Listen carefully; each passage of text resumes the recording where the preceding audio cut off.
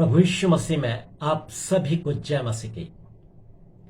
पिछले एपिसोड से हम इस बात को देख रहे हैं कि परमेश्वर के यहाँ पवित्र आत्मा को प्राप्त करने की क्या क्या शर्तें हैं।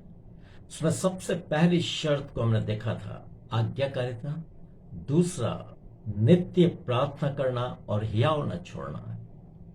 तीसरी शर्त हमने देखी थी कि विश्वास में हमारा प्रबल जीवन होना चाहिए।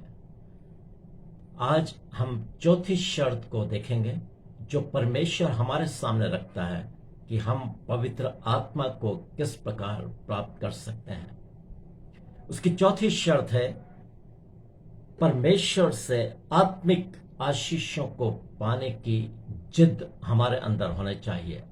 जिस प्रकार एक छोटा बालक अपने पिता से जिद करके अपने मन की इच्छित वस्तु प्राप्त कर लेता है, वैसे ही उस बालक के समान मेरा और आपका मन होना चाहिए, ताकि हम अपने स्वर्गीय पिता से पवित्र आत्मा की जिद प्राप्त करके हम पवित्र आत्मा को प्राप्त कर लें। क्योंकि आत्मिक आशीषों को प्राप्त करने की जिद परमेश्वर मेरे और आपके अंदर देखना चाहता है। परमेश्वर का वचन में इस प्रकार लिखा है, और हमारे प्रभु यीशु मसीह के परमेश्वर और पिता का धन्यवाद हो कि उसने मसीह में स्वर्गीय स्थानों में हमें सब प्रकार की आत्मिक आशीष दी है। वास्तव में यदि देखा जाए तो परमेश्वर ने अपनी आत्मिक आशीषें ही अपने लोगों के लिए रखी है। परमेश्वर चाहता है कि उसकी संतान उसकी आत्मिक आशीषों से भर जाए, क्योंकि आत्मिक आशीषें ही वो आशीष है जिसके द्वारा हम प्रभु यीशु मसीह की पवित्रता और उसके स्वभाव में परिवर्तित होते चले जाते हैं।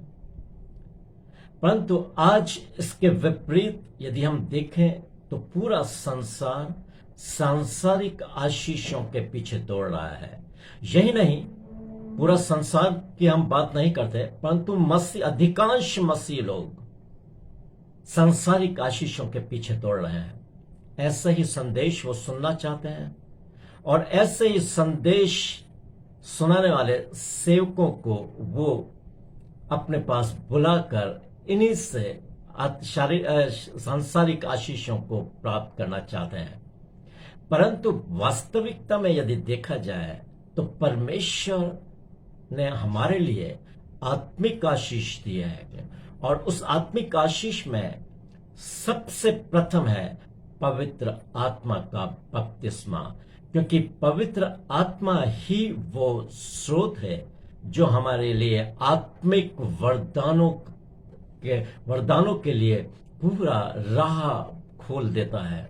और निश्चित रूप से जब हम पवित्र आत्मा प्राप्त कर लेते हैं तो हम प्रभु के स्वभाव में परिवर्तित होते चले जाते हैं।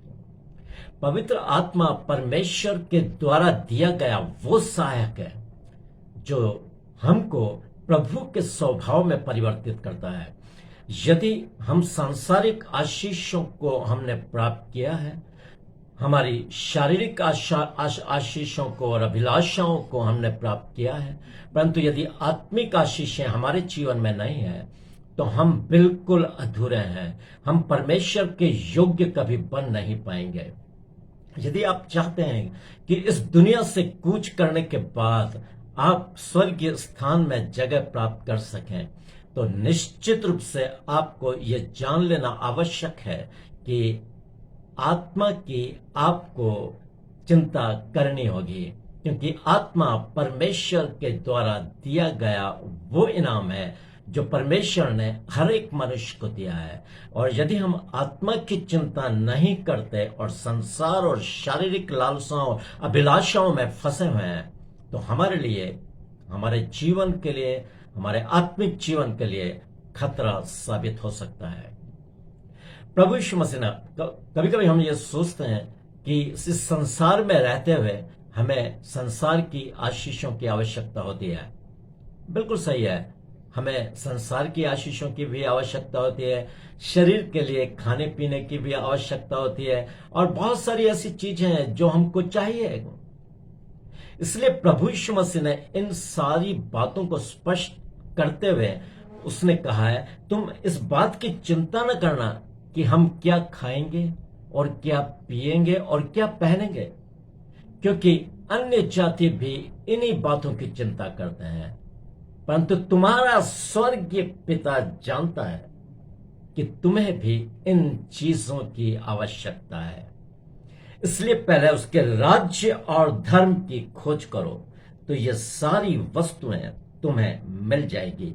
मत्ती 6 अध्याय और उसकी 31 आयत से 33 आयत में ये वचन पाया जाता है, जहां प्रभु यीशु मसीह ने बिल्कुल स्पष्टता के साथ इस चीज को बता दिया है कि पहले हम उसके राज्य और धर्म की खोज करें तो हमें ये सारी वस्तुएं मिल जाएगी। परमेश्वर ऐसा नहीं है कि हमें केवल आत्मिक आशीषें ही देता है, वो संसारिक आशीषें हमारी शरीर की अभिलाषाओं को भी पूरा करता है, परंतु वो चाहता है इनसे पहले हम जिनको प्राथमिकता दें वो है आत्मिक आशीषें। और जब हम आत्मिक आशीषों की खोज में रहते हैं तब परमेश्वर हमको वो भी देता है जो संसार में रहते हुए जिन चीजों की आवश्यकता हमको पड़ती है। परंतु हम अपना ध्यान संसार की चीजों और शरीर की लालसाओं और अभिलाषाओं पर न लगाएं, नहीं तो हमारे आत्मिक जीवन के लिए ये हमारे लिए खतरा साबित हो जाएगा। इन अंतिम दिनों में जब प्रभु यीशु मसीह का आगमन निकट है, हमें आत्मिक आशीष से परिपूर्ण होना है, हमें पवित्र आत्मा से भर जाना है, क्योंकि पवित्र आत्मा ही एकमात्र वो सहायक है जो आपको प्रभु के स्वभाव में परिवर्तित कर सकता है। सांसारिक आशीषें और शरीर की अभिलाषाएं कभी भी आपको परमेश्वर के योग्य नहीं बनाएगी। आपको यदि परमेश्वर के योग्य जीवन जीना है तो पवित्र आत्मा जो परमेश्वर ने एक सहायक के रूप में दिया है वो हमको परमेश्वर से प्राप्त करना ही होगा, क्योंकि प्रभु यीशु मसीह ने यह प्रतिज्ञा बिल्कुल स्पष्टता के साथ की है, मांगो तो तुम्हें दिया जाएगा, ढूंढो तो तुम पाओगे, खटखटाओ तो तुम्हारे लिए खोला जाएगा। जो मांगता है उसे मिलता है, जो ढूंढता है वो पाता है, जो खटखटाता है उसके लिए खोला जाता है। तुम में से ऐसा कौन सा पिता है यदि उसका पुत्र उससे रोटी मांगे तो वो उसको पत्थर दे, या अंडा मांगे तो उसको बिच्छू दे, या मछली मांगे तो उसको सांप दे? जब तुम बुरे होकर अपने लड़के बालों को अच्छी वस्तुएं देना जानते हो तो तुम्हारा स्वर्गीय पिता अपने मांगने वालों को पवित्र आत्मा क्यों न देगा। हालेलुया। परमेश्वर की बहुत ही खूबसूरत प्रतिज्ञा है कि वो हमको पवित्र आत्मा देना चाहता है। पवित्र आत्मा ही हमको परमेश्वर के योग्य बनाएगा, परंतु उसके लिए बहुत जरूरी है कि जब हम आत्मिक आशीष यदि हमें पाना है तो उसके लिए एक जिद हमें रखनी होगी परमेश्वर के सामने। जिस प्रकार एक बालक जिद करके अपने पिता से अपनी इच्छित वस्तु पा लेता है, वैसे हमें जिद करके परमेश्वर से अपनी इच्छित वस्तु अर्थात पवित्र आत्मा को प्राप्त करना है। यदि एक दो बार प्रार्थना करके हम ढीले पड़ गए तो पवित्र आत्मा कभी भी हमारी अगुवाई नहीं करेगा और न कभी हम पवित्र आत्मा को प्राप्त कर पाएंगे। हमें एक जिद रखनी है, परमेश्वर से मांगना है, गिड़गिड़ाना, परमेश्वर को पकड़ लेना है। हमें प्रार्थना करना, परमेश्वर मुझे तू चाहिए। पवित्र आत्मा कौन है? स्वयं परमेश्वर है। पवित्र आत्मा कौन है? स्वयं प्रभु यीशु मसीह है। प्रभु यीशु मसीह कौन है? वही परमेश्वर है, वही पवित्र आत्मा है। हमें परमेश्वर को प्राप्त करने की एक जिद हमारे अंदर होना चाहिए। प्रभु मुझको तू चाहिए, चाहे मुझे कुछ मिले या ना मिले, परंतु मैं तुझे मैं तुझे प्राप्त करना चाहता हूं। ऐसा हो नहीं सकता कि आप परमेश्वर को पाना चाहें और परमेश्वर आपको नहीं मिले। ये कभी नहीं हो सकता। परंतु परमेश्वर मेरे और आपके अंदर एक जुनून देखना चाहता है। आप जानते हैं पुराने नियम में यह जुनून किसके पास था? यदि दाऊद राजा के विषय में आप देखोगे, दाऊद के विषय में परमेश्वर जो गवाही देता है 13 अध्याय के अंदर प्रेरितों के काम में, वो बहुत ही शानदार गवाही है। मुझे एक मनुष्य यिशै का पुत्र दाऊद, मुझको मेरे मन के अनुसार व्यक्ति मिल गया है। हालेलुया। दाऊद ने बहुत सारी गलतियां की थी, हम में से प्रत्येक जानते हैं, परंतु उसके बावजूद भी परमेश्वर उसके लिए कह रहा है, दाऊद मुझको मेरे मन के अनुसार व्यक्ति मिल गया है।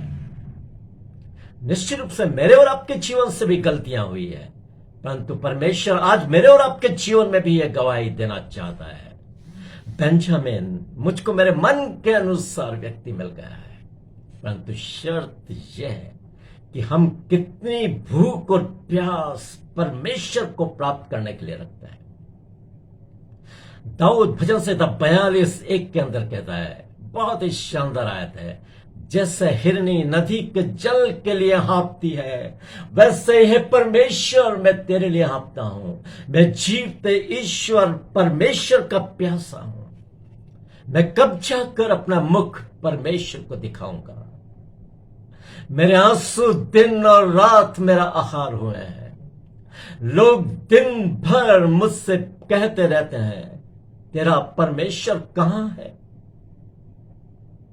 आगे वो कहता है, हे मेरे प्राण तू क्यों गिरा जाता है? तू अंदर ही अंदर क्यों व्याकुल है? परमेश्वर पर भरोसा रख, क्योंकि वो मेरे मुख की चमक और मेरा परमेश्वर है, और मैं उसका धन्यवाद करता रहूंगा। हालेलुया। यह है दाऊद की प्यास। हे मेरे प्राण तू क्यों गिरा जाता है? तू अंदर ही अंदर क्यों व्याकुल है? परमेश्वर को प्राप्त करने के लिए वो इतना व्याकुल है, जैसे हिरनी नदी के जल के लिए हाँफती है और उसको पाने के लिए वो भागती रहती है, वैसे ही दाऊद को था, मैं प्रभु तेरे लिए हाँफता हूं। एक और यदि भजन संहिता 66 अध्याय को आप यदि पढ़ोगे, 63 अध्याय को, वहां पहली आयत में लिखा है 63 और उसकी पहली आयत में लिखा है, हे परमेश्वर तू मेरा परमेश्वर है, मैं तुझे यत्न से ढूंढूंगा। सूखी निर्जल ऊसर भूमि पर मेरा मन तेरा प्यासा है। हालेलुया। सूखी निर्जल ऊसर भूमि पर मेरा मन तेरा प्यासा है, मेरा शरीर तेरा अति अभिलाषी है। कितना शानदार शब्द है। दाऊद की प्यास को बताते हैं कि वो किस प्रकार परमेश्वर के लिए भूख रखता है। परमेश्वर को प्राप्त करने की एक प्यास उसके अंदर है। यही प्यास मेरे और आपके अंदर होना चाहिए। यही प्यास परमेश्वर मेरे और आपके अंदर देखना चाहता है कि पवित्र आत्मा को प्राप्त करने के लिए हमारे अंदर कितना जुनून है, कितनी उत्सुकता है, कितनी अभिलाषा है। यदि मांगेंगे नहीं तो मिलेगा नहीं। भजन यदि यशायाह की पुस्तक में आप जाओगे, यशायाह की पुस्तक उसका 56 अध्याय उसकी 6 और 9 आयत में यदि आप जाकर आप वहां पर देखोगे तो वहां पर यशायाह कहता है, बहुत ही शानदार आयत है, जब तक यहोवा मिल सकता है उसकी खोज में रहो, और जब तक वो निकट है तब तक उसे पुकारो। दुष्ट अपने चाल चलन और अनर्थकारी अपने सोच विचारों को छोड़कर यहोवा की ओर फिरे और वो उस पर दया करेगा। वो अपने परमेश्वर की ओर फिरे और वो पूरी रीति से उसे क्षमा करेगा। हालेलुया। ये किसी ऐरे गरे की प्रतिज्ञा नहीं है, ये उस जीवित और सर्व सामर्थी परमेश्वर की प्रतिज्ञा है जो कहता है आकाश और पृथ्वी टल जाएंगे परंतु मेरी बातें कभी नहीं टलेंगी। हालेलुया। हमें इन प्रतिज्ञाओं को स्मरण दिलाते हुए परमेश्वर से मांगना है। एक जिद हमारे अंदर होना चाहिए। दाऊद के अंदर वो जिद थी और उसने परमेश्वर को प्राप्त कर लिया। परमेश्वर के मन के अनुसार वो बन गया। यही जिद पुराने नियम में हम याकूब के अंदर देखते हैं। यदि उत्पत्ति की पुस्तक में आप चले जाओगे और उत्पत्ति 32 और 26 से लेकर 29 आयत में वहां पर याकूब एक दर्शन देख रहा है। यब्बोक नदी के तट के ऊपर जब उसने अपने परिवार और अपने जानवरों को यब्बोक नदी के उस पार उतार दिया और वो अकेला इस पार रह गया, तब लिखा है संध्या के समय में एक पुरुष आकर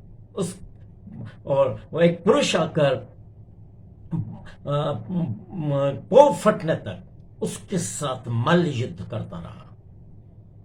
पोप फटने का मतलब होता है सुबह अर्ली इन द मॉर्निंग कोई पुरुष आकर उसके साथ पोप फटने तक मल्ल युद्ध करता रहा। परंतु जब वो याकूब पर प्रबल न हुआ तो उसने कहा भोर होने वाली है, मुझे छोड़ दे क्योंकि मुझे जाना है। आप जानते हैं याकूब ने क्या कहा? बहुत इंपॉर्टेंट है ये।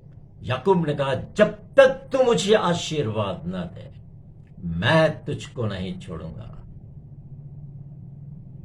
तब उसने कहा तेरा नाम क्या है? उसने कहा मेरा नाम याकूब है। तब उस पुरुष ने कहा अब से तू इस्राएल कहलाएगा क्योंकि तू परमेश्वर और मनुष्य दोनों से युद्ध करके प्रबल हुआ है।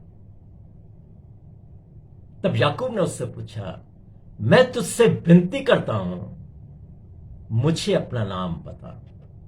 तब उस पुरुष ने कहा तू मेरा नाम जानकर क्या करेगा?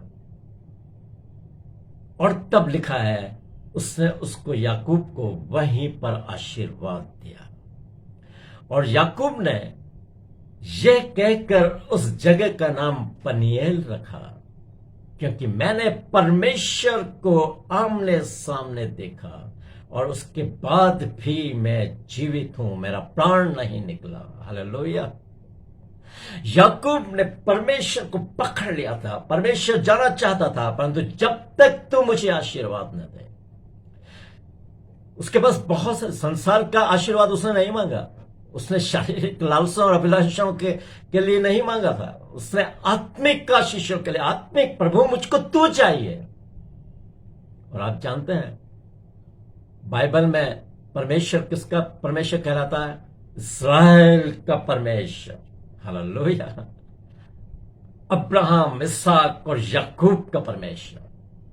यह आत्मिक आशीष है। याकूब ने बिल्कुल परमेश्वर को पकड़ लिया। वैसे ही मुझको और आपको प्रार्थना में परमेश्वर को पकड़ना है। परमेश्वर मुझे पवित्र आत्मा चाहिए। परमेश्वर मुझे तू चाहिए। मैं तेरे बिना अधूरा हूं। एक जुनून होना चाहिए, एक उत्सुकता हमारे अंदर दिखाई देनी चाहिए। ऐसा हो नहीं सकता कि परमेश्वर पवित्र आत्मा का बपतिस्मा हमको न दे। उसने पवित्र आत्मा का बपतिस्मा अपनी संतानों के लिए रखा है, एरोगरों के लिए नहीं रखा है। उसने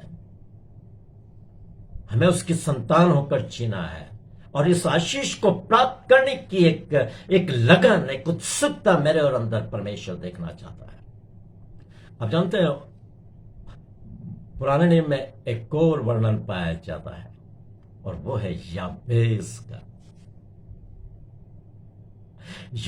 याकूब एक शापित नाम था। याकूब का मतलब जानते हैं आप? अड़ंगा मारने वाला है। क्योंकि उसने अपने पिता को और उसने अपने भाई दोनों के साथ झूठ बोला है। वो अलग बात है कि उसकी मां रिबका के कारण उसने ऐसा किया, परंतु परमेश्वर की मर्जी उसमें थी। यहां पर हम देखते हैं याबेस एक शापित नाम है। बाइबल में केवल 2 आयतें पाई जाती है याबेस के विषय में। आप ध्यान से सुनो उसको, एक बहुत प्यारा कैरेक्टर है याबेस। 2 आयतों, 2 आयत, केवल 2 आयत, और उसमें मतलब वो एक ऐसा चरित्र है जो मेरे और आपके लिए एक एग्जाम्पल है। लिखा है यदि आप पहला इतिहास उसका 3 अध्याय में आप चले जाओगे और उसकी चौथे अध्याय में आप जाओगे, पहला इतिहास 4 अध्याय, उसकी 9 से 10 आयत, 9 और 10 आयत, वहां पर लिखा है याबेस अपने सब भाइयों में सबसे अधिक प्रतिष्ठित हुआ। और और उसकी मां ने उसका नाम याबेस यह कहकर रखा कि मैंने पीड़ित होकर इसको जन्म दिया है। तो याबेस का अर्थ है पीड़ा, शापित नाम है। परंतु याबेस ने परमेश्वर को पुकारा। लिखा है याबेस ने इस्राएल के परमेश्वर यहोवा को पुकारा और ये कहा, भला होता कि तू मुझे आशीष देता और मेरे देश को बढ़ाता और तेरा हाथ मेरे सिर पर रहता और तू मुझको बुराई से ऐसे बचा रखता कि मैं उससे पीड़ित ना होता। और बाइबल में लिखा है जो कुछ याबेस ने परमेश्वर से मांगा, परमेश्वर ने वो सब कुछ उसको दे दिया। हालेलुया। यह है याबेस की प्रार्थना, इस्राएल के परमेश्वर को पुकार रहा है, भला होता कि तू मुझको आशीष देता। आत्मिक आशीषों को प्राप्त करने की धुन, परमेश्वर को प्राप्त करने का एक जुनून, भला होता कि तेरा हाथ मेरे सिर पर रहता है। परमेश्वर को पाना चाहता था वो, और परमेश्वर ने जो उसने मांगा सब कुछ उसको दे दिया। ये सारी बातें इस बात को बताती है कि मुझको और आपको पवित्र आत्मा का बपतिस्मा पाने के लिए कैसी धुन होना चाहिए, कैसी लालसाएं होनी चाहिए, क्योंकि पवित्र आत्मा ही एकमात्र वो स्रोत है जहां से आत्मिक आशीषों के अनेकों वरदान फूटते हैं। पवित्र आत्मा यदि आपने प्राप्त कर लिया तो आत्मा के वरदान अनेकों आपके साथ रहेंगे। पवित्र आत्मा, लिखा है पवित्र आत्मा जिसको चाहता है उसको अपने वरदान देता है। आप मांगोगे और पवित्र आत्मा देगा, परंतु पहले पवित्र आत्मा को अपने अंदर पा लेना है, पवित्र आत्मा के चलाए चलना है, पवित्र आत्मा के अनुसार अपने आप को ढालना है। पवित्र आत्मा ही एकमात्र वो सहायक है जो हमारी कमजोरी को हमारे साहस में बदलकर हमें तमाम बुराइयों से अलग कर कर परमेश्वर की पवित्रता में आगे बढ़ाता है। बिना पवित्र आत्मा के आप यदि चाहो कि मैं परमेश्वर के स्वभाव में हो जाऊंगा या मैं पवित्र बन जाऊंगा, तो ये बिल्कुल कभी हो नहीं सकता है। और या आप ये कहो मेरे पास बहुत सारी आशीष, मेरे पास बहुत आशीष हैं, परमेश्वर ने मेरे को ये दिया है, मेरे को वो दिया है, गाड़ियां दी है, बंगलो दिया है, ये दिया है, और मेरे पास रोज अच्छी अच्छी खाने की और पहनने की और ये अच्छी घड़ियां, फॉरेन की घड़ियां इतने, मेरे पास ये है टेलीविजन बड़ा, और हम सारी आप ऐशो आराम गिना दो। आप बोलो परमेश्वर की आशीष है। नहीं नहीं नहीं, ये आशीष अन्य जातियों के मेरे पास है जो शैतान के गुलाम है। परमेश्वर संसार की आशीषें केवल उतनी ही देता है जितने की हमको जरूरत है। इसलिए प्रभु यीशु मसीह ने कहा पहले उसके राज्य और धर्म की खोज करो तो ये सारी वस्तुएं तुम्हें मिल जाएगी। सारी वस्तुओं का मतलब ये नहीं कि हम कोई बड़े कोई बिरला या हम अंबानी बन जाएंगे, ऐसा नहीं है। जरूरत की सारी वस्तुएं जिसकी हमें आवश्यकता है परमेश्वर हमको देने के लिए दृढ़ प्रतिज्ञा है। आप जानते हैं नए नियम में एक और उदाहरण मैं आपको देता हूं, जिन्होंने पवित्र आत्मा का, जिनको जुनून था और उन्होंने पवित्र आत्मा को प्राप्त कर लिया।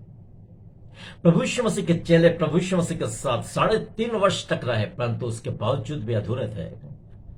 वो परमेश्वर के योग्य नहीं बन पाए। तब प्रभु यीशु मसीह ने कहा, जब तक उस सहायक को जिसकी प्रतिज्ञा मेरे पिता ने की है वो तुम प्राप्त न कर लो, तब तक तुम इसी नगर में ठहरे रहना। जब पवित्र आत्मा तुम पर आएगा तब तुम सामर्थ पाओगे, तब तुम सारे यरूशलेम, सारे यहूदिया, सामरिया और पृथ्वी की छोर तक तुम मेरे गवाह होगे। प्रभु यीशु मसीह ने बोला, जब तक वो सहायक तुम पर नहीं उतरता तुम्हें यहीं ठहरे रहना है। और तब लिखा है, वो एक यरूशलेम की एक कोठरी में सब के सब 120 जन थे, वो वहां पर जाकर प्रार्थना करने लगे, एक चित्त और एक मन होकर परमेश्वर से मांगने लगे, परमेश्वर हमें तू चाहिए, पवित्र आत्मा से हमको भर दे।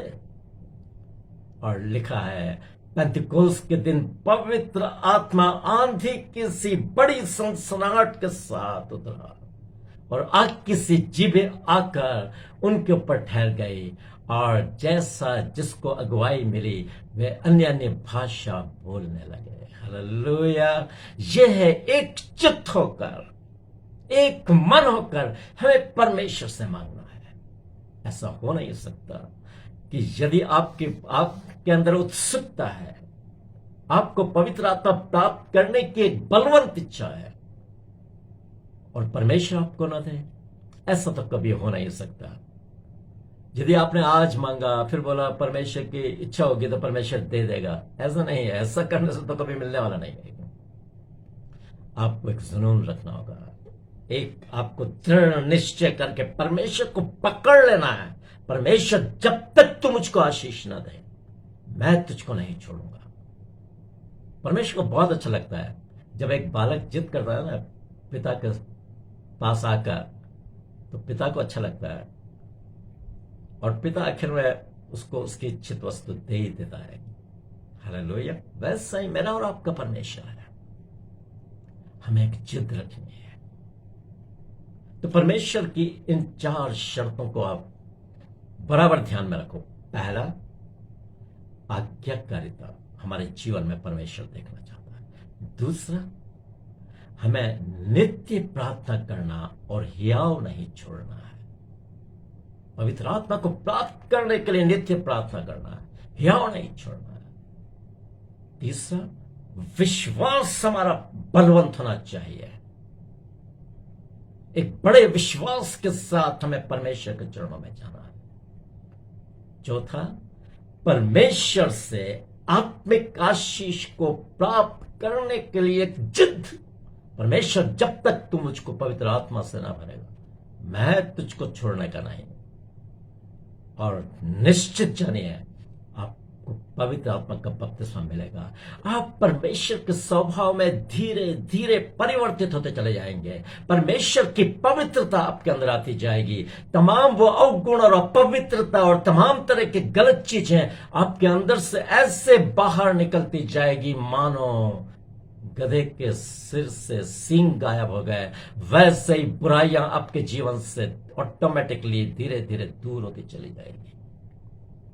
पवित्र आत्मा ही एकमात्र वो सहायक है जो हमको परमेश्वर के योग्य बनाता है। इसलिए परमेश्वर का वचन पौलुस के द्वारा यह कहता है, और हमारे प्रभु यीशु मसीह का परमेश्वर और पिता का धन्यवाद हो कि उसने मसीह में स्वर्गीय स्थानों में हमें सब प्रकार की आत्मिक आशीष दी है। परमेश्वर इस जीवित और सामर्थी वचन के द्वारा आपको बहुत आयत की आशीषों से परिपूर्ण करे। आमीन आमीन। एक छोटी सी प्रार्थना करते हैं। हमारे जीवित और अति दयालु सर्वशक्तिमान पिता परमेश्वर, हम आपका धन्यवाद देते हैं पिता। जितने लोग पिता परमेश्वर इस वचन को सुन रहे हैं पिता, और जिनमें आत्मिक भूख और प्यास है, जिनको आपको प्राप्त करने की एक जलन है पिता, आप उनसे बातचीत करिए, आप उनसे मिलिए, पवित्र आत्मा से भरकर पिता अपने लिए इस्तेमाल करना शुरू करिए। इन अंतिम दिनों में पिता आप अपने लोगों को पवित्र आत्मा से भर दीजिए पिता परमेश्वर। आपके वचन के अनुसार पिता वे पवित्र आत्मा से भर जाए पिता। उनके अंदर एक भूख उत्पन्न होने पाए जो दाऊद के अंदर थी, वो प्यास उत्पन्न होने पाए जो दाऊद के अंदर थी, वो पकड़ उत्पन्न होने पाए जो याकूब में थी पिता। वो एक उत्साह उनके अंदर उत्पन्न होने पाए जो याबेस के अंदर था। एक पश्चाताप और एक जुनून और एक चित्त उनके अंदर उत्पन्न होने पाए जो प्रभु यीशु मसीह के चेलों में था। और इन सभी ने पिता आपके आत्मिक आशीषों को प्राप्त करके आपकी इच्छा के अनुरूप वो बन गए पिता।